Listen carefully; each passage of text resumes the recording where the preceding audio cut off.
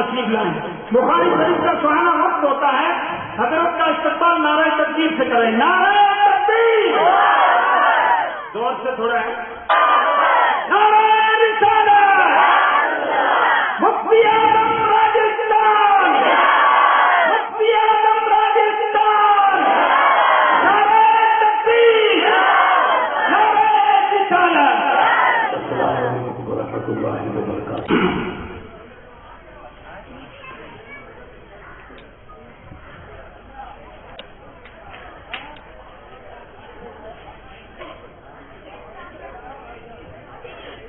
ان اللہ وملائکتہ یصلون علی النبی یا ایھا الذین آمنوا صلوا علیہ وسلموا تسلیما.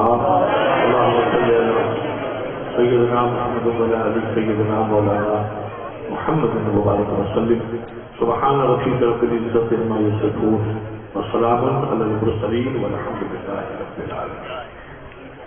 الحمد للہ رب العالمین والصلاۃ والسلام علی رسول رب العالمین وآلہ الطیبین واصحابہ المطہرین اجمعین. اما بعد، اعوذ باللہ من الشیطان الرجیم. بسم اللہ الرحمن الرحیم. ان اللہ وملائکتہ یصلون علی النبی یا ایھا الذین آمنوا صلوا علیہ وسلموا تسلیما.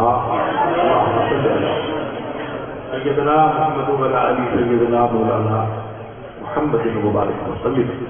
وقال اللہ تعالی فی کتابہ القدیم وما آتاکم الرسول فخذوہ وما نہاکم عنہ فانتہوا. صدق اللہ العلی العظیم وصدق رسولہ النبی الامین الکریم ونحن علی ذلک ما قال الشاہدین والشاکرین والحمد للہ رب العالمین.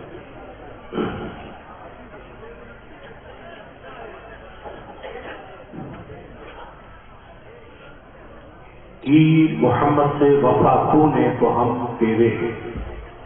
کی محمد سے وفا تو نے تو ہم تیرے ہیں. یہ جہاں عید کیا لوح و قلم تیرے. محمد کی محبت، محمد کی محبت دین حق کی شرط اول ہے. اس میں ہو اگر خامی تو سب کچھ نامکمل ہے. حضرات، نورانی مجلس جس میں آپ بیٹھے ہیں، حضرت پیر صاحب علیہ رحمہ کی روحانیت کے سائے میں برادر عزیز علامہ مولانا سید نور اللہ شاہ کی شفقتوں اور صدارت کے پرچم تلے ہم اللہ کے ولی کی بارگاہ میں اپنی محبت کا حقیقی نذرانہ لے کر کے پہنچے. اس برکت والی محفل میں یہ تحفہ بھی آپ کو ملے گا کہ آپ اللہ کے نبی کا وہ کلام، جس کلام کو کبھی ابو بکر سن کر کے جھوم جاتے تھے، کبھی عمر سن کے رو پڑتے تھے، کبھی عثمان غنی سن کر کے ترس جاتے تھے، اور علی کرم اللہ جس کو سن کر کے اشک بار ہوتے تھے. فرشتے جس کلام پہ سر گھومتے تھے، نور پوری دنیا میں جس کلام کے چھاؤں میں تقسیم ہوتا تھا، اس کلام حق کو سننے کی سعادت حاصل کرے. ہم کبھی ہندی سنتے ہیں، کبھی ہندی سنتے ہیں، تو کہتے ہیں شاہ لطیف کا کلام ہے. سائیں رسال و شاہ جو ہے، شاہ صاحب ہی فرمائیں تھا تو بھائی لوگ خوش ہوتے ہیں. یار شاہ صاحب نے کیا فرمایا؟ شاہ اللہ کا ولی تھا، ان کے کلام کے اندر بڑی چاشنی ہے، بڑی برکت ہے، تو سندھی بھائی بڑے شوق سے سنتے ہیں. اور شاہ صاحب ایک اللہ کے ولی تھے، اور اس کو اللہ نے ان کی زبان میں اتنی تاثیر رکھی تھی کہ علماء ایک بہت بڑے ہمارے پانی پت کے تھے، وہ مجھے کہتے کہ حضرت قرآن کا ترجمہ 2 زبانوں میں ہوا. میں نے کہا کون؟ کہ ایک صدیوں پہلے پیدا ہوئے تھے علامہ رومی علیہ رحمہ، وہ رب کے ولی تھے، انہوں نے کلام مجید کو اپنی زبان میں بیان کیا، اس کو مطلبی شریف کہتے ہیں، وہ فارسی زبان. یوں تو نہیں کہتے کہ کلام کلام ہے، وہ اللہ کا کلام ہے، یہ کمزور انسان کا کلام ہے.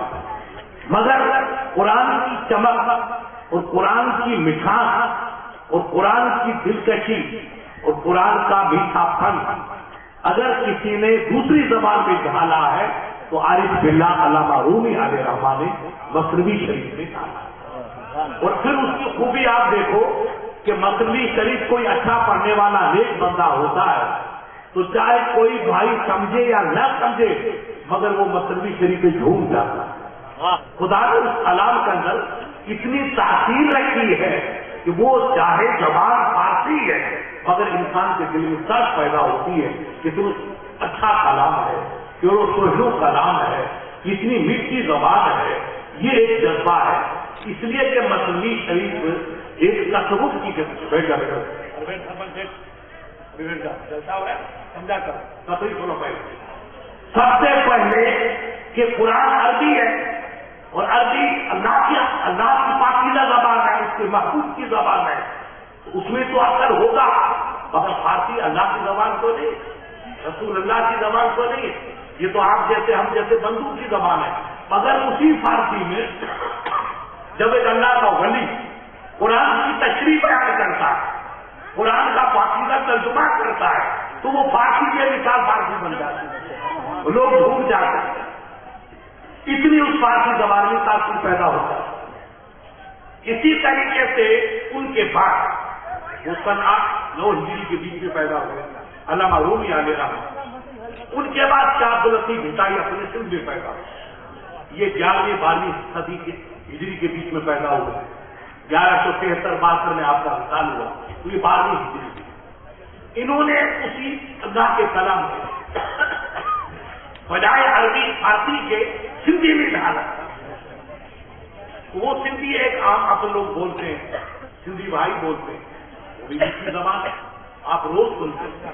مگر سید صاحب کھڑے ہو جائیں یا اپنا کوئی اور ایسا عظیم عالم کھڑا ہو جائے اور وہ شاہ صاحب کے رسالے میں سے اچھے اچھے جو توحید پر مبنی اور تصوف میں ڈوبے ہوئے شعر سنائے تو ہر سندھی بھائی بھول جائے کہ صاحب شاہ کا کلام، شاہ عبداللطیف کا کلام، ایک اللہ کے ولی کا کلام اور ایک وہ خوبی اور ایک اس میں اللہ کے کلام کی چاشنی. تو دودھ تو میٹھا، پھر دودھ میں شکر ڈالو اور میٹھا پیدا ہو جاتا ہے. تو کلام سندھی میٹھا شاہ لطیف کا، وہ میٹھا اس میں شکر ڈال دی کہ وہ اللہ کے کلام کی تشریح، کلام پاک کی تشریح، حدیث مصطفیٰ کی تشریح. تو شاہ صاحب کا رسالہ بڑا میٹھا. آپ تعجب کریں گے، میں اجمیر جاتا ہوں تو وہاں ہمیں یہ اپنے لوہانے ملتے ہیں سندھی، وہ بھی اپنے آپ کو سندھی کہتے ہیں. وہ چاہے اللہ کے بندے کتنے رکھے مگر بیٹے شاہ کے رسالے سے قربان. شاہ جو رسالوں میں بھی شاہ جو کا ایک بدھائے شاہ صاحب نے میرے کہا پٹے تمہارے پہ خدا کی لعنت ہے، تم اتنی تو دشمنی رکھتے ہو اور شاہ پہ قربان ہوتے ہو. سائن صاحب کے اصلی جان قربان. تو خدا کی قدرت اللہ والوں کے کلام کے اندر اتنی تاثیر ہوتی ہے کہ اگر دشمن بھی اس کو پڑھتا ہے تو منہ بن جاتا ہے. یہ اللہ والوں کی زبان کی تاثیر ہے. تو میرے بھائی، جب شاہ عبداللطیف کے رسالے میں اتنی تاثیر اور علامہ رومی علیہ الرحمہ کے رسالے مصنوی شریف میں جب اتنی تاثیر ہے تو میرے پیارے مجھے بتاؤ کہ میرے رسول کے کلام کو یہ وہ کلام ہے جو رسول اللہ اپنی زبان پاک کو بیان کرتا ہے. جبرائیل سننے کے لیے مشتاق، میکائیل سننے کے لیے مشتاق اور رب کے مقدس اللہ کے سینکڑوں ولی صحابہ کی شکل میں وہ سننے کے لیے مشتاق. اور اللہ نے چیلنج کر دیا کہ دنیا ادھر سے ادھر ہو جائے مگر میرے محبوب کے کلام کا کوئی مثال یا کوئی نظیر لا نہیں سکتا. لوگوں کو بڑا ناز تھا، بہت بڑا ناز تھا، بڑے بڑے ادیب تھے قریش. تو انہوں نے مقابلہ کیا کہ ہم بھی ادیب ہیں اور یہ قرآن پاک جو رسول اللہ لاتے ہیں یہ اللہ کے نبی کا کلام نہیں ہے. لوگوں نے پوچھا پھر کس کا؟ کہا یہ تو رسول اللہ اپنی طرف سے بیان کرتے ہیں. یہ بے ایمان تو ہر دور میں رہے، آدمی